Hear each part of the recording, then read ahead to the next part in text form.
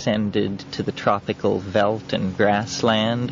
We migrated across the deserts of the Near and Middle East, which were not so desertous at that time, but we also were able to cross the Himalayas.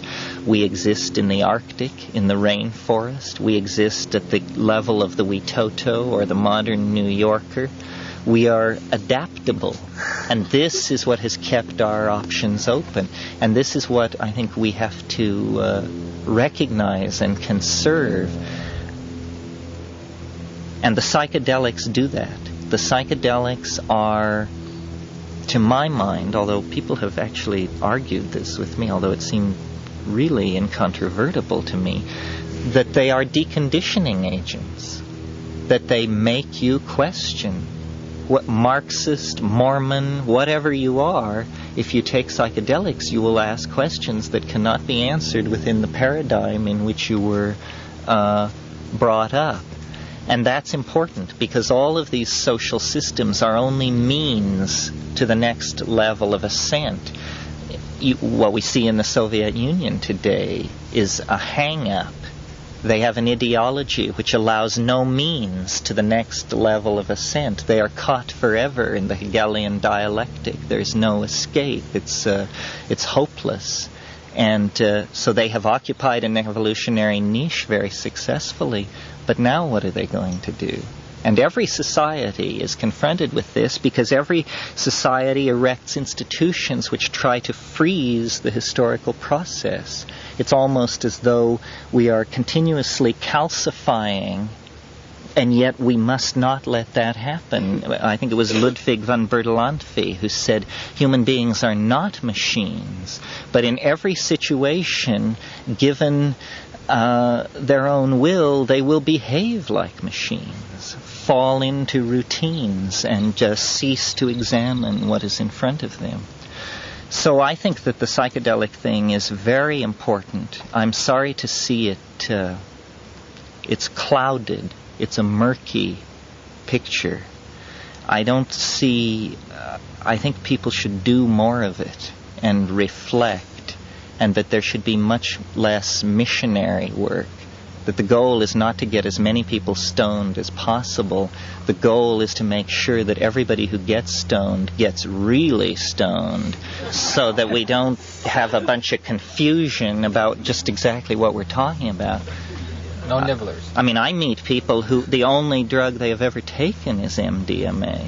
And we're trying to have a conversation about the nature of the psychedelic cosmology. It's weird sledding, you know. Okay, cybernetics, psychedelics, space is the other one. And I see all of these things as just completely one thing. And as I said this morning, I think the difference between Jose and I, one difference is that he is interested in creating a planetary consciousness out of the surrender of the ego of individuals to this higher vision of what should happen. I think that there already is this superhuman organism, and that our freedom is largely illusory. We are all moving to the tune of what Freud called the superego, what I call the overmind, because I don't like the notion of superego is a little torchlight parades and that sort of thing.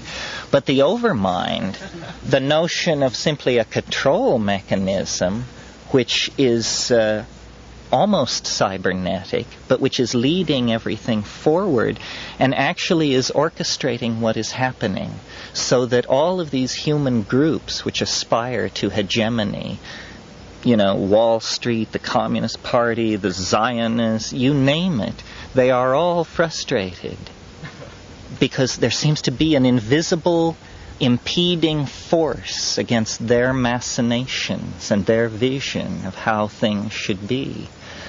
And no matter how many guns they pile up, no matter how much propaganda they churn out, the historical continuum has a way of stabbing them in the back and surprising them endlessly.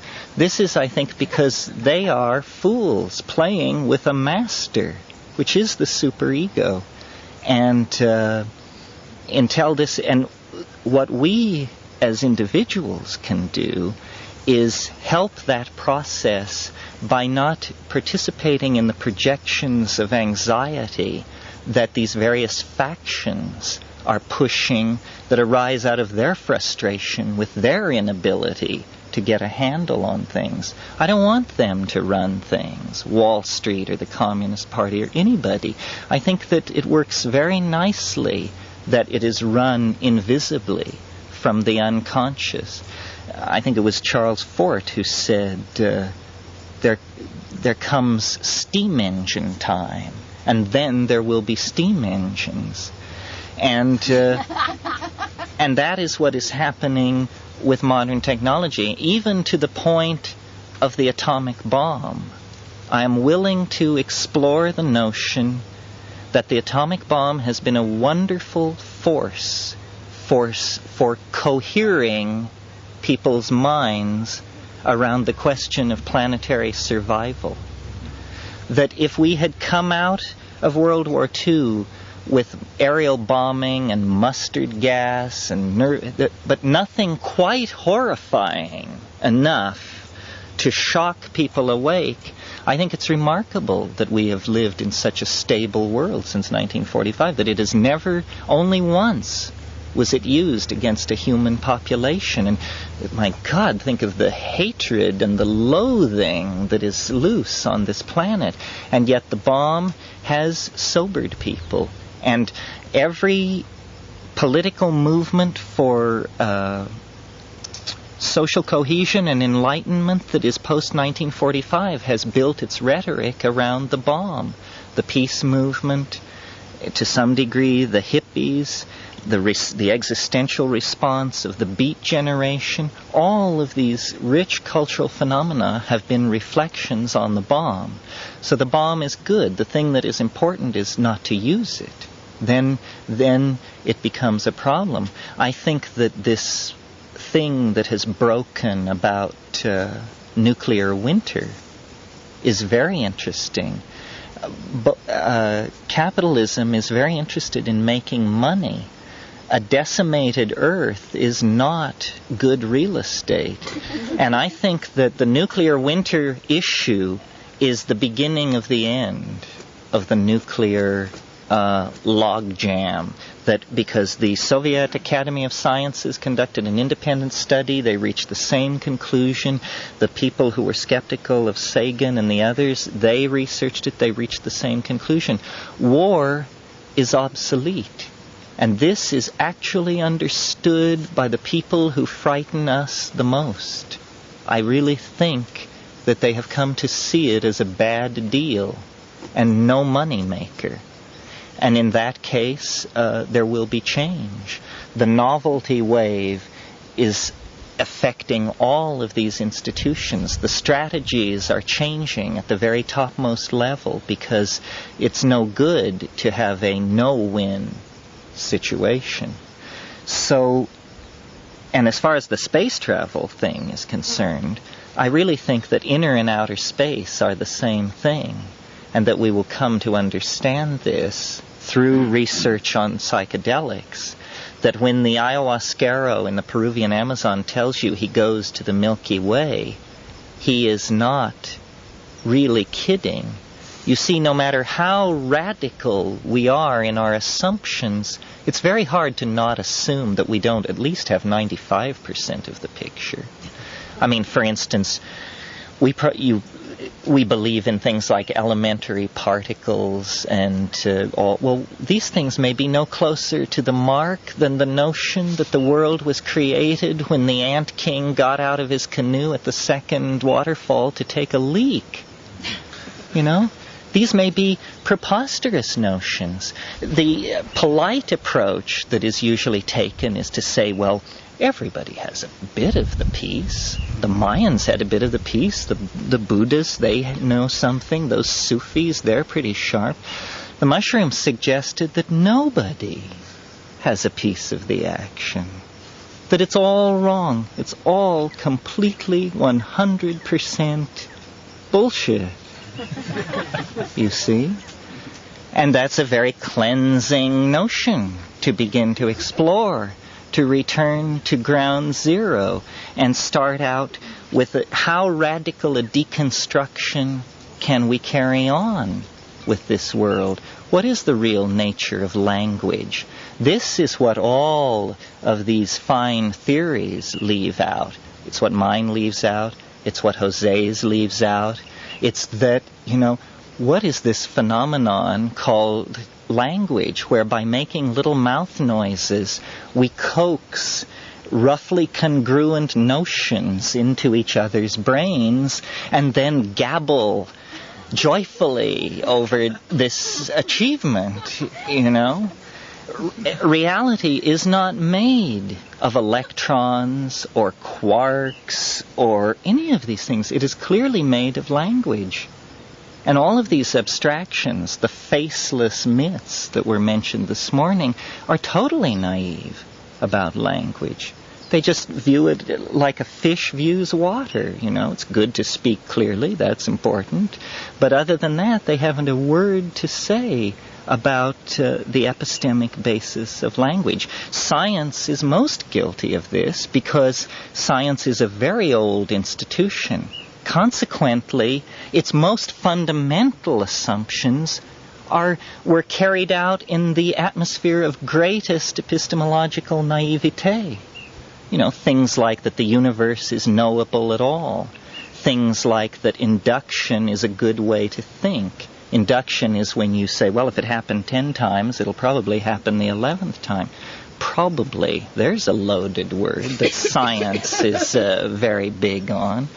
So the real revolution is to come, I think, in language. And the way in which psychedelics and feminism and cybernetics all come together is that we each need to carry out a very basic analysis of what we think about language and what we think it is and what we think it does.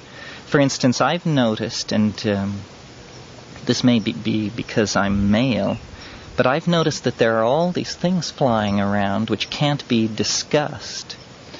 And I finally realized that they're emotions, is what they are. And that we have a very, very limited vocabulary of emotions. We experience an amazingly rich interior gradient of shifting modalities, of which we never can say. You say, I like you, I don't like you, I'm uncomfortable, I really feel weird. This is just like, petroglyphs about emotion. Ralph Metzner and I have been playing with the idea that there is and certainly Robert Graves and other people have preceded us in this, but that there is hardwired into the human brain a kind of language that is older than agreed upon dictionaries, that is, in fact, to hear it is to understand it. The problem is the only thing it can convey are emotions. But the emotions that it can convey are so finely graded and so rich in their adumbrations and resonances that it's like a form of magic. And we call this glossolalia and classify it as a subpsychotic or near-psychotic phenomenon, brain origin uncertain, cultural use uncertain, so forth and so on. Ralph and I have even toyed with the notion of holding weekends where we would insist that every rationally apprehendable utterance be followed by an utterance which was not rationally apprehendable. The non-rationally apprehendable utterance would anchor you in the emotional gestalt of the moment. And that would be like the carrier wave, which... Do it? I thought you'd never ask.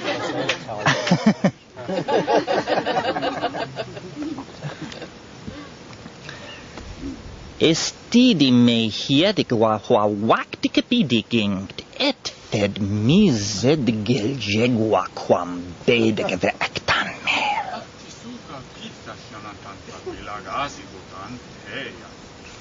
e didige me heng bekwaktin e tigis vipit kepek nidige bi ikt kepiditin. I've had a conversation like this with a Sufi in the Sudan, and it was amazing to me because there was a third person there who could translate exactly what he was saying. What is being conveyed once you get used to it is the anchoring and the gestaltung of the emotional moment. And this man was reading my emotions to a finer level, the one who was translating. Then, I mean, I recognized in what he was saying that it was accurate about the mood that was being conveyed. That's right. It was amazing. You discover these things on psychedelics, but they are clearly subject to creodization, in other words, to being learned, that you can lay down these pathways in the brain, and it's marvelous. But I think this is fundamental to language learning anyway, because this is how the child learns, and how you learn when you're in a foreign country and you don't study from a book.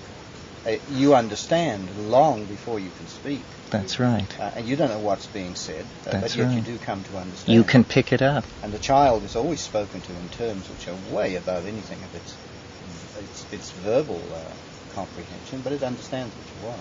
So we need to learn to be able to create these linguistic constructs which are not meaning-tied, but which communicate. One of the most interesting things about psilocybin is that on high doses, a synesthesia takes place where when you articulate in this emotional glossolalia, you actually can condense objects which are beheld. In other words, you take control of the mechanism of the hallucinations and you create these toy-like, jewel-like, self-transforming grammatical complexes. You are speaking some kind of translinguistic language, which is beheld rather than heard. And Philo Judaeus talked about the more perfect logos. And he said the more perfect logos will be beheld rather than heard, but it will pass from being heard to being beheld without ever crossing over a discernible barrier of transition. And I have experienced this, and I think other people have, where you hear the glossolalia like wave, and it comes closer and closer, and then at a certain point it is manifest as a topology. And I think many of the psychedelics communicate in these visual languages. After taking ayahuasca, and sitting with these people in darkened huts in the Amazon, after hours and hours of it, your eyes are just bugging out of your head. You just have spent hours looking and looking and looking and drinking in this visual data. And this is how really dense information is conveyed, not a linear string of little mouth noises where the brain rushes to the conventionalized dictionary and then grimly reconstructs the intention, provided nothing too finely sculpted was intended. And I think, what's happening with the monitoring of brain states. Ralph Abraham, who was here this morning, is the director of the Visual Mathematics Project at Santa Cruz. Glossolalia, language, drugs, cybernetics, all of these things are the means to transforming the human self-image. It's almost impossible to imagine what a society would be like where this glossolalia held sway equal with speech. I think the pre-Celtic people, the Celts of Ireland, may have been into this because they rarely spoke without punning, and you were expected to pun on multiple levels. And the pun, far from being trivial, is a step toward this hyperdimensional linguistic construct. It's almost like a fractal. A pun is a word with 1.5 dimensions or more in it. And it resonates. This historical, this vision that I conveyed this morning of the co-presence of resonant epochs in time could only be conveyed if someone could transform their language in such a way that it was implicit that this was happening, and we were all noticing it and experiencing it the way we are noticing and experiencing the greenness of this tree, the fall of the sunlight through the leaves. We could also be experiencing the ebb and flow of Mesopotamian empires and Hellenistic religions and so forth and so on. The fourth quadrant of the mandala, and then I will open it up for questions, of which I hope there are many, is feminism. And I feel very trepidatious wading into this. But nevertheless, I really feel in some ways it is the most important of all of these, because it is going to work the change that is going to go on between us as individuals. What is happening, I think, is nothing less than an awareness that the most appropriate way to talk about the entelechy of this planet is to call it her, and to admit that the goddess worship which was repressed by the rise of the patriarchal religions is now, its return is necessary.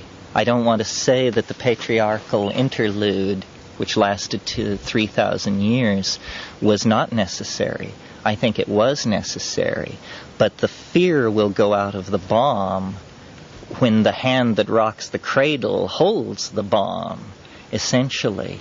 And all the bad little boys of the 19th and the 20th century who have been fiddling with their chemistry sets now need to recognize that this all has to be handed over to cooler heads who have not been scarred by the historical experience in the way that I think masculine intelligence has been. And psychedelics, I count as a feminizing force because they introduce you to the unconscious.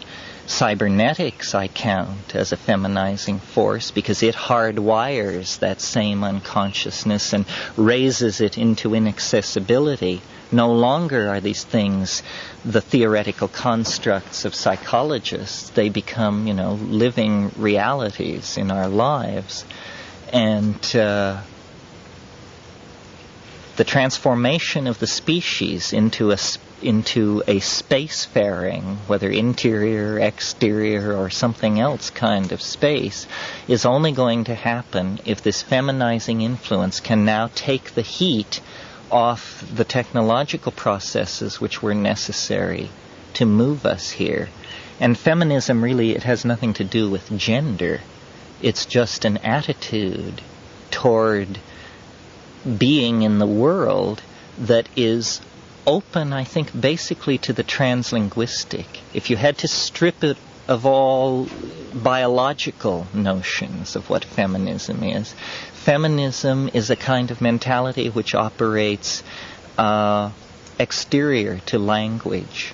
And there's no, it's like the Nagual and the Tonal, there's no unifying those two things or encompassing one with the other. It just is not like that. These things are alchemical opposites, and as such the only way they can be unified is in a kind of coincidentia oppositorum, a union of opposites where the identity of each element is still fully expressed. This is not a rational concept. It's like being in two places at one time. Nevertheless, it is a concept that is psychologically and experientially very, very valuable.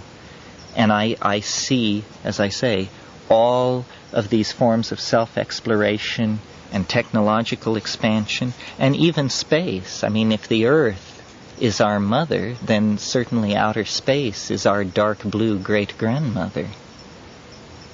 So I sort of give this as a background on what was said this morning because I wanted to convey the one thing I have to convey which is uniquely mine, which is this strange wave.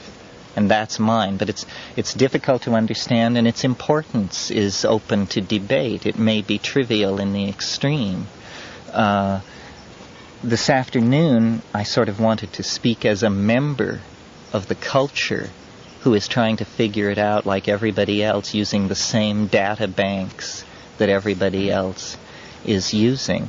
And it was in Hawaii that I thought about this a lot, and I think these are the 4 pillars or the 4 quadrants of the mandala that lead in to the coincidentia oppositorum, which is the flying saucer, the exteriorized soul of the human race at the end of time, the transcendent object that will carry us all completely out of these concerns and into an entirely different set of concerns of which we have not the faintest inkling. So are there questions or debate? In the back, Dawn. Did you know that I've read literature that high doses of psilocybin allow people to understand Oh yes, there's a wonderful story, a Gordon Wasson story, where he took I think 12 grams or anyway, a lot in Oaxaca up on a mountain, and he sang all night long in just this exultant, ecstatic singing. And when he came down to the village the next morning, the people said, "We didn't know you spoke Mazatecan. You sing beautifully." I had an experience which reflects on this, which is in 75, when we first wrote the mushroom book, and we were really doing it a lot because we had a lot of batch testing to do and that kind of thing. It would get into these poetic dialogues where it would just be spieling off its vision of things. But at the end of each of these sentences, it would say, says, blah, blah, blah, blah, says. And again, and I thought, strange speech habit. And then I read in Wasson that the word sin occurs at the end of these speech utterances of Maria Sabina's, and that it is the Mazatec word for says. So it's just like, the mushroom is uncanny. Drugs, models of what drugs do, will not encompass it. That's why the extraterrestrial thing is so compelling. And I don't know whether the mushroom is a radio or the extraterrestrial itself. When I said this morning that if you understand the DNA as a species, you will take control of your form, I always have the notion that the mushroom has done this. And that's why it touches matter so very lightly. I mean, the mushroom is a very thinly spread mycelial network through a field or a meadow somewhere. The carpophore, what we call the mushroom, is an appurtenance to the sexual process. As Ralph Abraham said one time, it's for sex, thrills, and sunbathing. And that's all it's for. The mushroom is perfectly able to propagate itself by vegetatively growing through the soil. But the mushroom, if we believe it is an entity, it lives in its own imagination. It has gotten so rid of a physical form that all it is a little bit of white stuff in the soil and a raging trip in an unknown dimension, which you can only slice into by allowing it to translocate into your nervous system. And then it continues to give off its experience of itself, which is an immersion in pure imagination, For it, the thought is the fact of the matter. It's as though the mushroom were made of pure light. If you think about what it would be like to be made of light, light moves at relativistic speeds. Therefore, if a photon has no perception of time, if a photon could think and thought, I am now going to cross the galaxy, and then did cross the galaxy, the photon's perception of how long that took would be zero. The photon is a particle which in the physics we know has the experience as though it were the imagination. And I think that this inner-outer space that we keep talking about, that we're headed into, is like the inner-outer space of the mushroom. These things can be found to be contiguous and somehow two aspects of the same thing, arising out of a misperception having to do with edges, that we're very interested in the inside and the outside, the surface of my body and the interior of my body, but these inside-outside distinctions are preposterous, obviously. Infinite space is infinite space, and then we're only quibbling about how it's experienced by whether you send a thought or an instrumentated probe obeying Newtonian ballistics. Have you thought possibly of running a program next to the historical calendrical one you have there of, say, the advent of tea in English society and the advent of coffee in, say, American society, and the relationships, let's say, between Arab societies, which are heavy coffee drinkers, and you mean to try and track the drug effect? Yes, because obviously every society is bound together by a network of drugs. I mentioned the other day that the change that's taken place in the United States with the program to stop people from smoking cigarettes, tobacco being a leveler, and then the rise in stress after that, and then the whole industry built upon stress. There's obviously a relationship between the drugs used in a society. That's right. And what the society does. Well, we were talking last night. My brother wants to say, and is in fact publicly lectured to this point, that the missing link in the question of how did humanness emerge so quickly. You know, there was basically a hominoid form, a human-like form 3 million years ago. But really, it's in the last 50,000 years that the human brain size has undergone this immense expansion. The human brain has grown more in the last 50,000 years than in the previous 3 million years.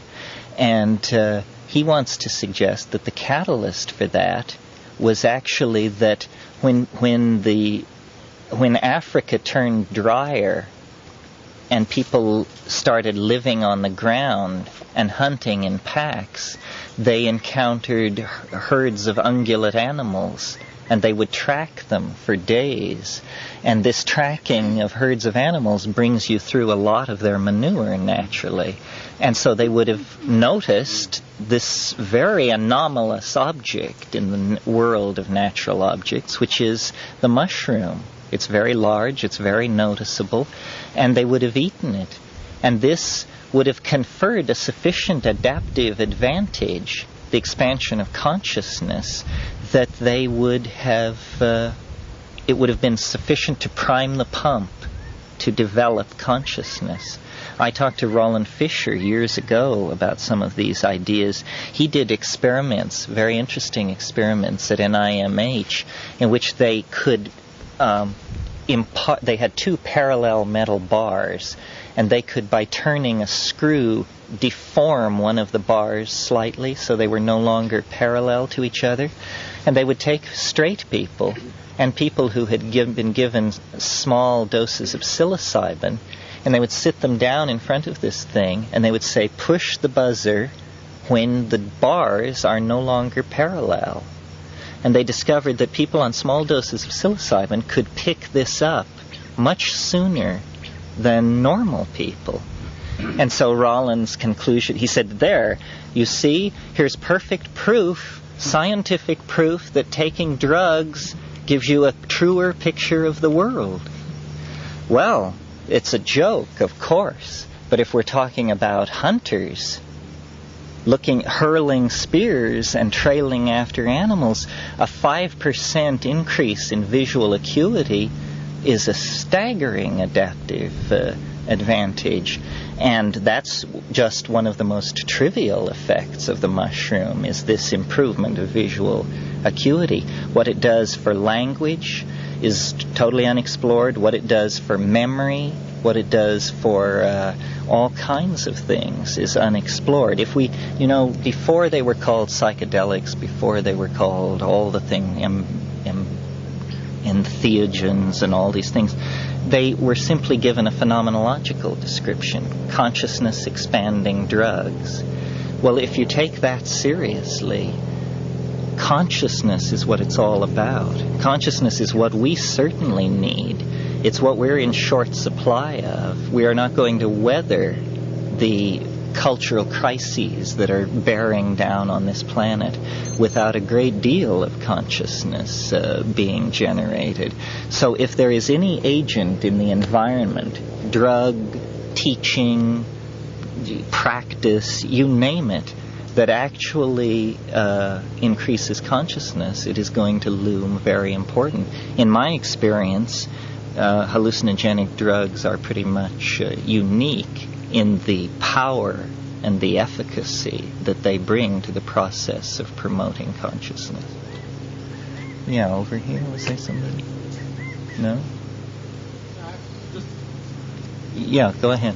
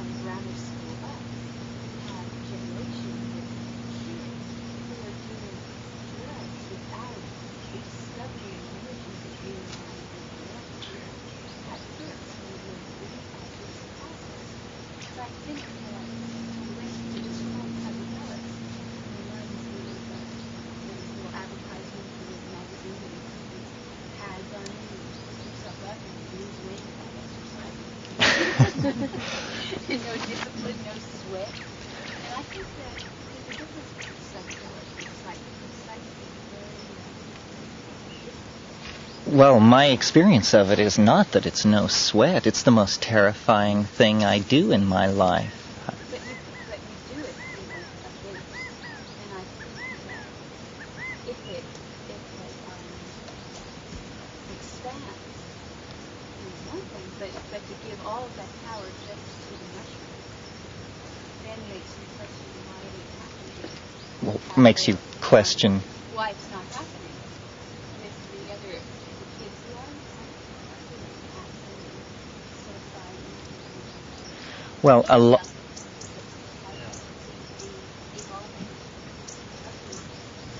think it has to do with the responsibility that we as parents have to our children, and I think that's, again, in our situation, the kids that Right.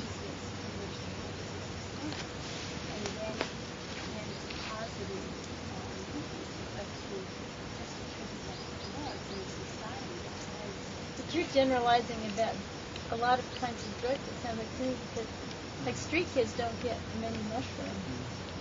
They get more Chemicals. I But I think you have a valid point in that the problem in our society is that we have no shamanic tradition, no schedule of initiation. We don't know whether our kids should take these drugs at 14 or 8 and this is a real problem. I've often, if in a archaic society, it's all laid out for you. The elders understand. They bring you into it. There's ritual. There's initiation. It's amazing that we're all here, some of the things we've been through. I mean, I've made the analogy to a person walking, that a psychedelic drug is like the situation of a person walking along the beach, and they come upon a beautiful sailboat, and they know nothing about sailing. Well, what are the odds that they will be able to enjoy the thrill of sailing if they have no teacher? And I don't mean I'm loath to buy into the notion that one human being has anything to teach another, except things like close your eyes, be quiet, turn off the music. These are teachings of great importance. But the top is the sacred. Those are the regulations of sin. So this is the sacred. So I think now as it's trickled down into the room practice, it comes not into the sacred. Right. That's important. I think that there's a part in there too where we've got hold of the wrong end of the stick. I don't think that consciousness can be expanded. I think it's always at its maximum, and that there are inhibitors around by, let's say, habit, and that these inhibitors can be released by drugs or can be accentuated. Obviously, tobacco is an accentuator of the inhibitor because it levels things out. And there are other drugs which will release the inhibitor so that consciousness seems to be more, but it really isn't. One is just released inhibitors. Does that make any sense? Well, yeah, but I want to make sure who gets inhibited and who's punished. Yeah, but you see, yes. The person who's going to Yes, get yes. punished. Well, now you And see, that's the core. yeah, now it's That's the random, bottom. you see. It's Right. just random.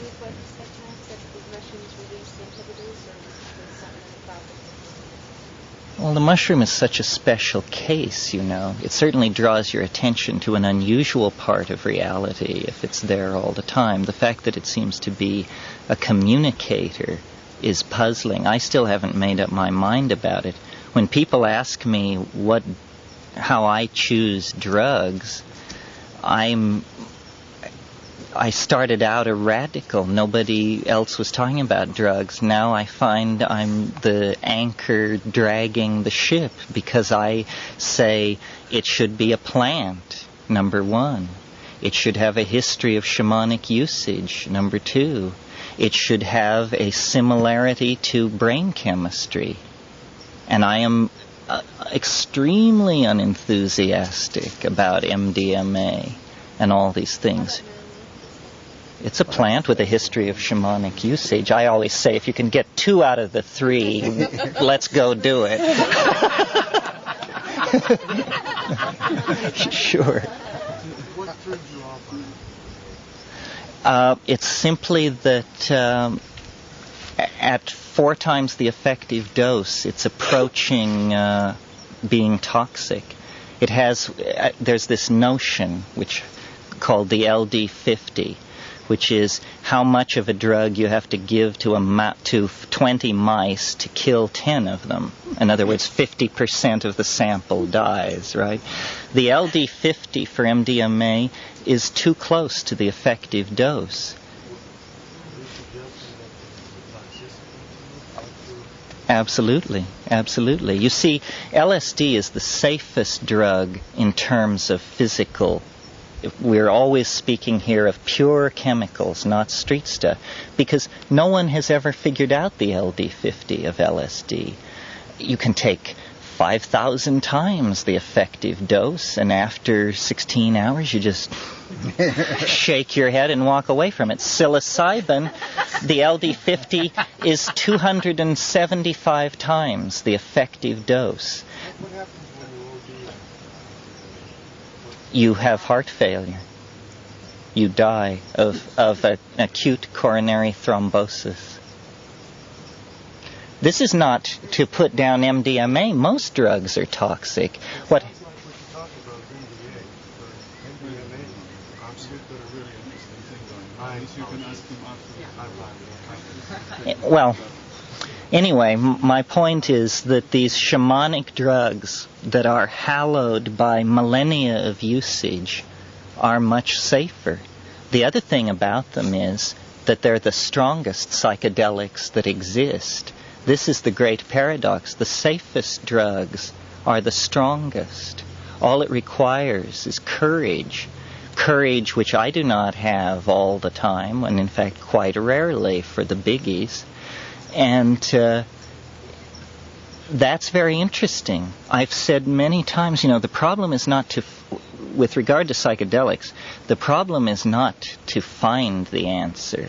The problem is to face the answer. We've got the answer. Sasha doesn't have to do another thing. We've got the answer. The question now is, do you have the guts to do it?